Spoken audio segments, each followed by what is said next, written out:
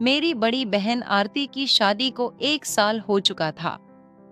दीदी काफी सुंदर हैं और जीजाजी भी काफी हष्ट-पुष्ट हैं। शादी के बाद दीदी कम ही हमारे घर आया करती थी क्योंकि जीजाजी को दीदी के बिना बिल्कुल भी रहा नहीं जाता था।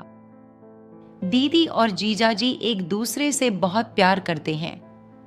यह बात मुझे उस दिन समझ में आई जब दीदी दिवाली पर हमारे घर आई हुई थी। दीदी को आए 1 हफ्ता हो चुका था। जीजाजी के फोन दिन भर में कई बार आते रहते थे। दीदी अक्सर कहती थी, इतनी जल्दी कैसे आऊं? कुछ दिन और रुकने दो।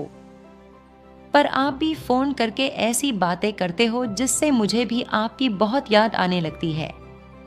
उतने में मम्मी आ गई और दीदी ने फोन काट दिया। मम्मी ने दीदी को किचन में बुला लिया क्योंकि दिवाली की मिठाई बनानी थी। हम सब ने मिलकर शाम तक आधी चीजें बना ली थी और बाकी की मिठाई अगले दिन बनाने का तय हुआ।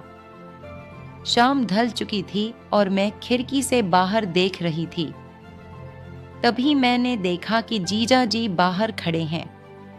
मैंने जल्दी से दीदी को आवाज लगाई। दीदी बाहर आते ही बोली, आप तो सच में आ गए। मुझे लगा फोन पर आपने ऐसे ही कहा था। इतने में मम्मी भी आ गई और बोली, मेहमान आप कब आए? कोई खबर नहीं, कुछ नहीं। पहले बोल देते तो आपकी खातिरदारी के लिए तैयारी कर लेते। जीजाजी बोले, नहीं सासू माँ, काम से शहर आया हुआ था तो सोचा आप लोगों से मिलते हुए ही जाऊं। मम्मी ने कहा, जाने की बात अभी से मत कीजिए। अभी आए हैं तो खाना पीना खाकर आराम करके सुबह जाना। मैं आपको अभी बिल्कुल नहीं जाने दूंगी। जीजाजी कुछ नहीं बोले और मुझे भी मालूम था कि जीजाजी जाने के लिए नहीं आए हैं।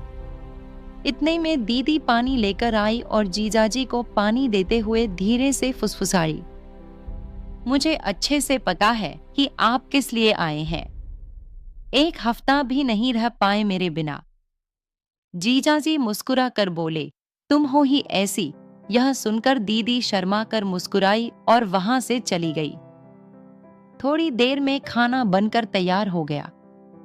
हम सब ने साथ में खाना खाया और बातें करते करते रात बिताई। जीजू का बिस्तर बाजू वाले कमरे में लगाया गया था और सबको अब सोने की तैयारी करनी थी। घर के सारे लोग अपने अपने कमरे में सोने चले गए थे, लेकिन मैं, दीदी और जिज्जू अब भी सोफे पर